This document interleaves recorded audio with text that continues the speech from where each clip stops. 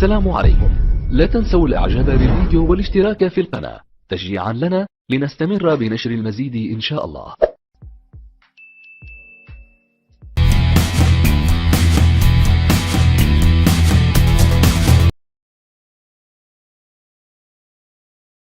Of a cell randomly mutated to create something beneficial is absurd.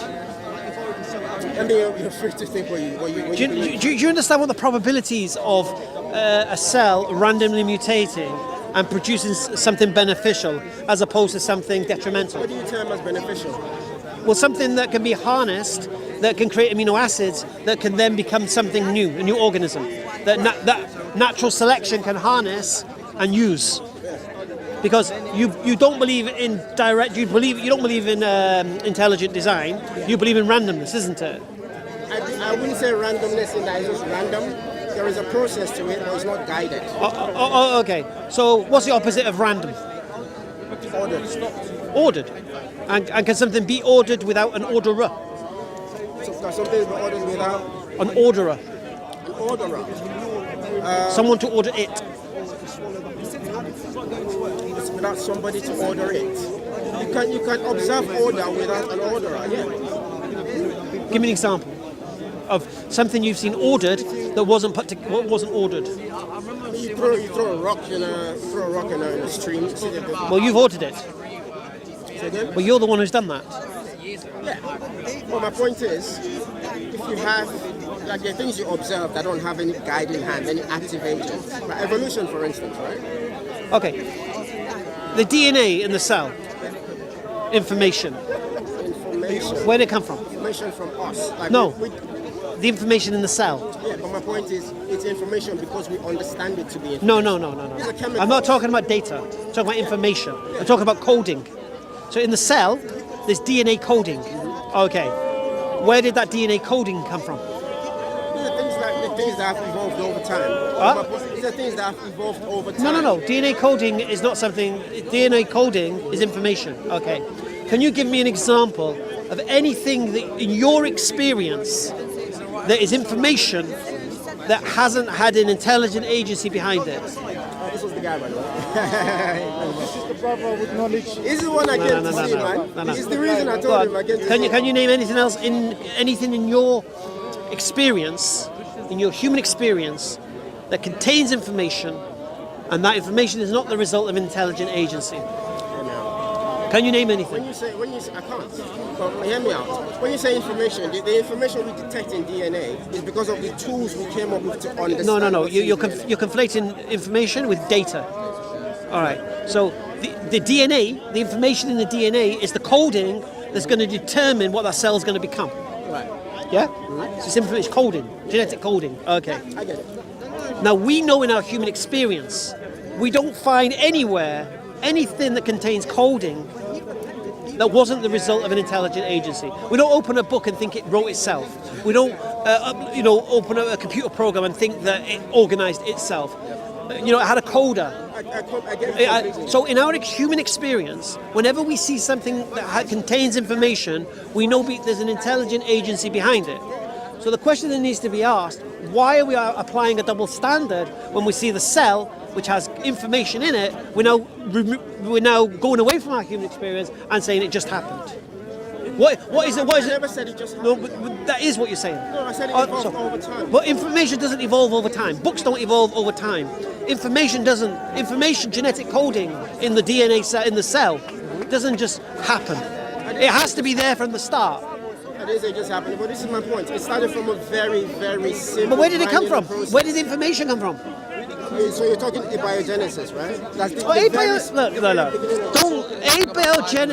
Abiogenesis is another. Is just a posh long word for origin of life. No, it's exactly that. Right. It's not a scientific term that you can apply methods and such to. The answer is an atheist doesn't know how it happened. I know. Because you can't. No, it's not. Models. What's the model? What's the model?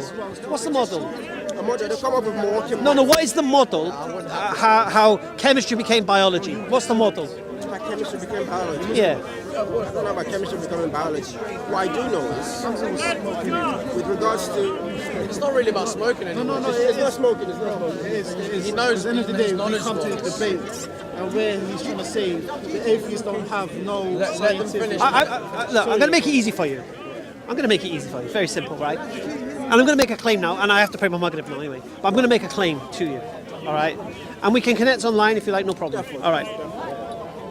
The science of biology, the science of chemistry, and the science of physics all point to intelligent agency behind the universe. All three of them. And the beautiful thing is what the Quran says about those like you. Have they not looked to the heavens and within themselves? Subhanallah azim. So we go to the heavens, where we're talking about the Big Bang, and we're talking about the expansion of the universe and the fine-tuning, and within yourselves, your own cells, your own DNA. Where did it come from? Because information does not just happen. I've explained to you, it didn't fall from the sky. No, it doesn't. Right. So what is information is like the same thing as just like DNA? So DNA is the information found within the cell, which is the building blocks to what that cell is going to become. It has to be, it's like the blueprints. Yeah. You don't get blueprints. But before DNA there was RNA. This is what I'm trying to explain to you. Oh, don't trying to explain no. designer. Don't think you can just throw RNA, DNA, and all these kind of things to confuse them out. I'm going to make it easy for you. I'm going to tell you a book to read. Will you read the book if I tell you to read it? Yeah. All right. It's called Return of the God Hypothesis. Return of the God Hypothesis. By Stephen Meyer.